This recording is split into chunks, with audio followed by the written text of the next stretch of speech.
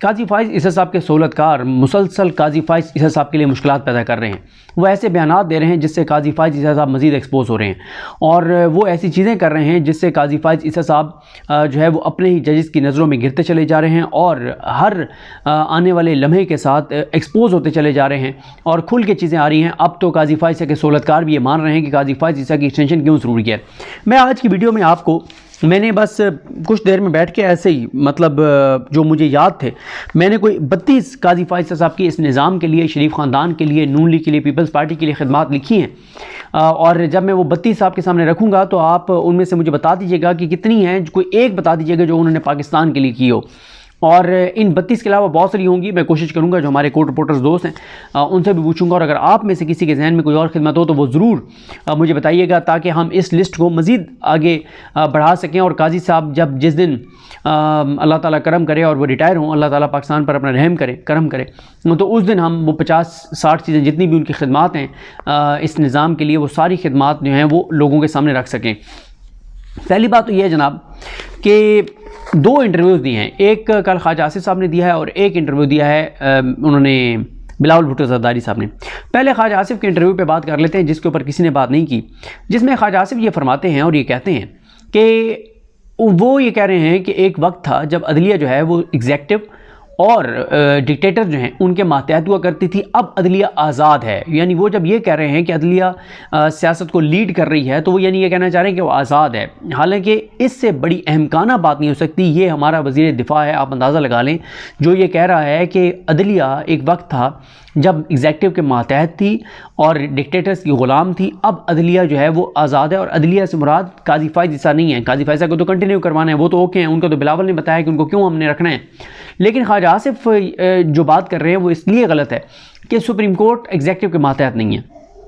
Supreme court کسی کے ماتحت نہیں ہے. سپریم کورٹ نے تمام اسٹیٹ آرگنز کے اوپر نظر رکھنی ہے کہ آیا وہ آئین کے مطابق کام کر رہے ہیں, نہیں کر رہے. اگر کوئی بھی اسٹیٹ آرگن, اگر حکومت, اگر ایگزیکٹو, ایون یہ پارلیمنٹ کوئی بھی چیز کرے گی تو اس کی اسکروٹنی سپریم کورٹ نے کرنی ہے. دیکھیں, سپریم پارلیمنٹ نہیں ہے, یہ غلط ہے کہ پارلیمنٹ سپریم ہے. سپریم آئین ہے. آئین جو بن گیا ہے اس کے جو بیسک سٹرکچر ہے اس کو چینج نہیں کیا جا سکتا. کل میں کسی جگہ سن رہا تھا کسی پروگرام میں کہ شاید کاشف عباسی صاحب یہ کہہ رہے تھے کہ اگر پارلیمنٹ 2 ایک سرے سے ترمیم کر دے کہ جو پارلیمنٹ ہے یہ 5 نہیں اب 10 سال کے لیے ہوگی, تو کیا وہ 10 سال کے لیے رہے گی؟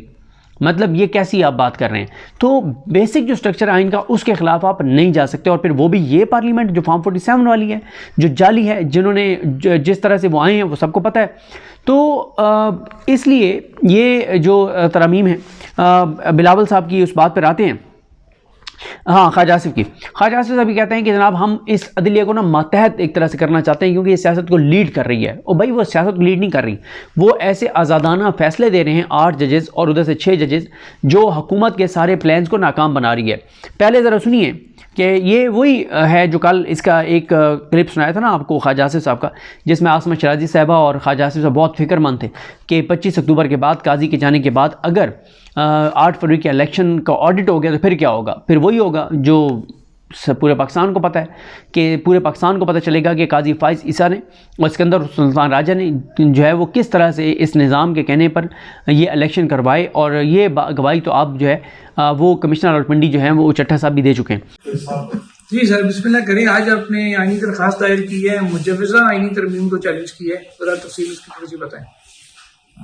اس پہ تو عابد بھائی بات کرتے ہیں. پہلے ہم لوگ بات کرنا چاہتے ہیں یہ جو پاکستان بار کونسل نے کسی مسودے کو چینج کر کے تو لا منسٹری کو یا لا منسٹری کے جو لوگ ہیں ان کو یہ بھیجی ہے. ہم آج ممبران پاکستان بار کونسل دونوں یہاں اسلام آباد میں موجود ہیں, اور پوری لیگل فٹرنیٹی جو ہے اس کے اوپر ایک سراپا احتجاج ہے آئینی ترامیم کے حوالے سے.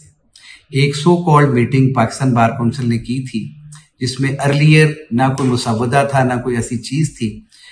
اس کو بہانہ بنا کے تو آج کے vice chairman Pakistan bar council جن کا تعلق پاکستان پیپلز پارٹی سے ہے اور جو کہ حکومت میں بھی حصے دار ہیں اور بی ٹیم بھی بنے ہوئے ہیں, تو وہ انہوں نے کوئی آئینی ترامیم کے اوپر پاکستان بار کونسل کی کوئی سٹیٹمنٹ جاری کرنے کی کوشش کی ہے اور میٹنگ بھی کی ہے.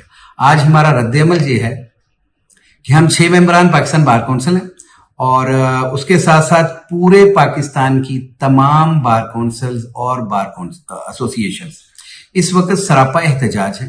आपके सामने कल परसों Islamabad high court bar, Islamabad district bar और इस्लामाबाद बार काउंसिल एक अजीमुशान कन्वेंशन कर चुकी है इन प्रपोज्ड आईनी तरामीम के खिलाफ। उससे पहले पेशावर हाईकोर्ट ने आल पाकिस्तान वकला कन्वेंशन बनाया, उससे पहले लाहौर हाईकोर्ट ने एक आल पाकिस्तान वकला कन्वेंशन बुलाया, जिसमें लीगल फ्रेटर्निटी का एक यूनानिमस डिसीजन है कि हम किसी किस्म की ऐसी आईनी तरामीम को तस्लीम नहीं करते और इसको रिजेक्ट किया है उस मुसव्वदे को।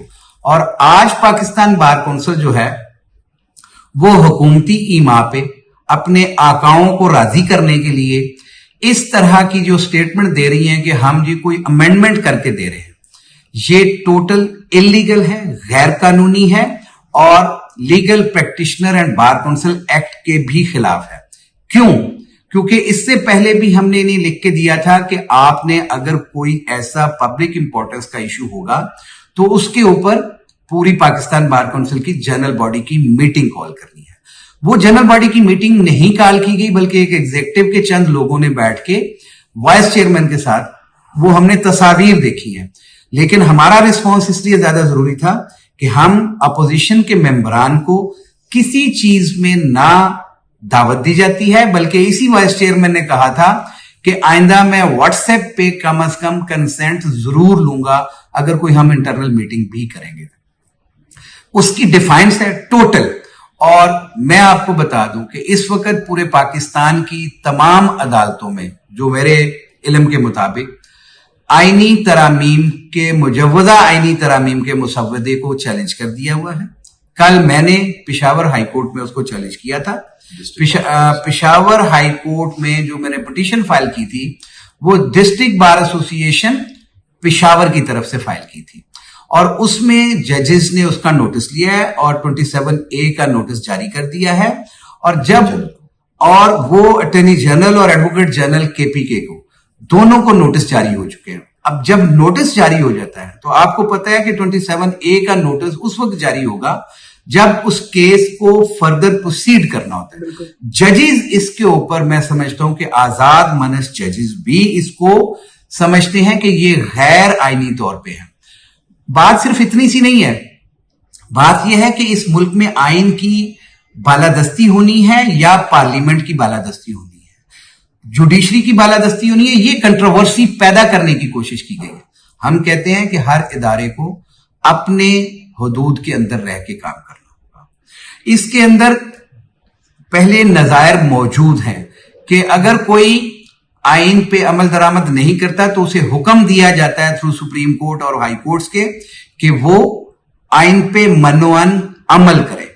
फिर उसी तरह से कोई ऐसा बिल पेश किया जाता है, जैसे हसबा बिल वाली पिटीशन है, जिसके अंदर बड़ा वाज़े तौर पे हुक्म हुआ था कि governor shall not sign to that bill. 2005 की सुप्रीम कोर्ट की जजमेंट है।